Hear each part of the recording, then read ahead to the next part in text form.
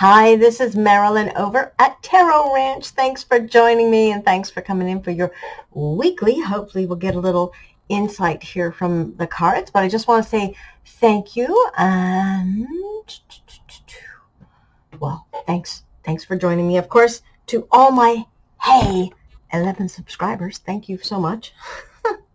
I do appreciate it. I think it's a phenomenal start, but I just want to remind everyone that the goal is to expand and grow, and particularly if you think this is helpful for you, please share. I appreciate the likes.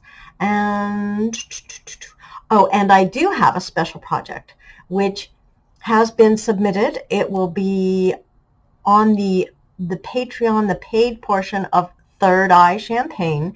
And we're going to be launching that actually together, hopefully, I believe. I don't know if it's going to be this week or next week. Things get a little delayed.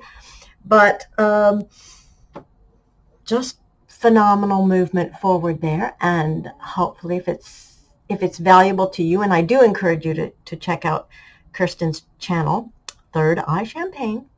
And we'll see how that goes. So that's the intro. And now let's get into the signs for the week, starting Monday, November 29th. And of course, as it's now official, I'm going to try to be starting on Monday instead of Friday. So you kind of lays out the week, hopefully. I noticed many items tend to relate to work relationships. And anyway, hopefully it's good for you. Let's take a look. And I'm just using, I don't know if those of you who know astrology, just traditional Western astrology, which means, when someone asks, what's your sign?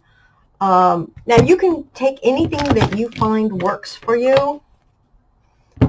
For example, for myself, I find that my moon sign, which happens to be the same element as my ascendant, is far more relevant for me. And so if you check into your sun, moon, and rising sign, if you know them, and there are many online calculators, then you can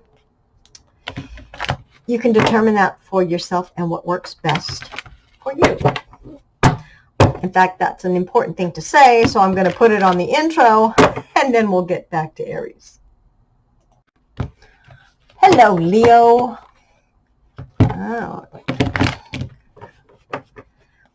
I was just mentioning to Cancer that we are in the middle of our eclipses, which should impact you a touch more than most signs, because the sun and the moon are always involved with an eclipse.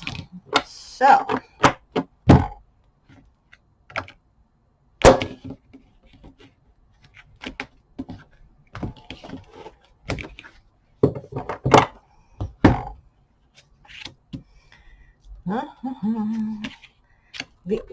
interesting. Now this is interesting because we have we have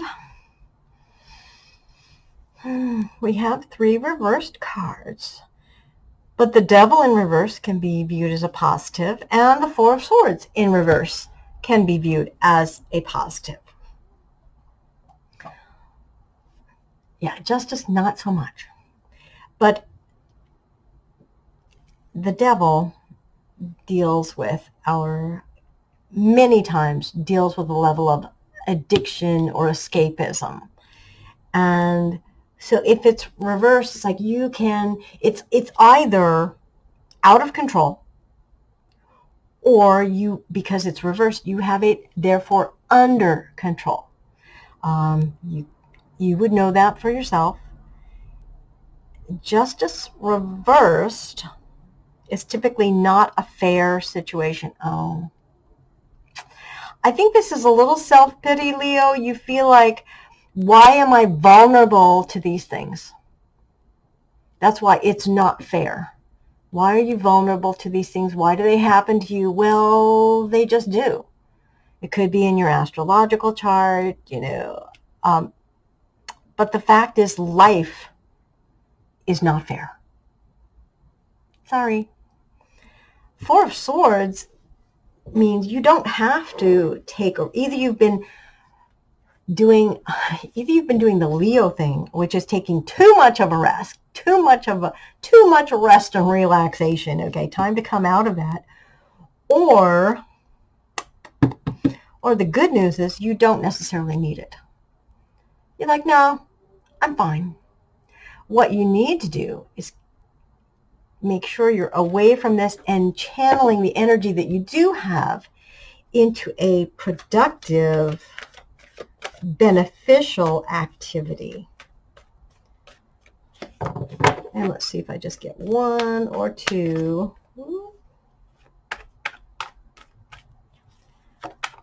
Let's see. Can you give me a card for Leo to just narrow this down? Leo, Leo, Leo.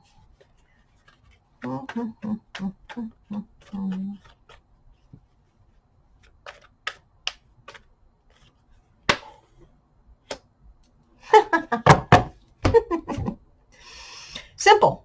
Go to work. Go to work, make some money, come up with some new ideas. That would be a good place to focus excess energy.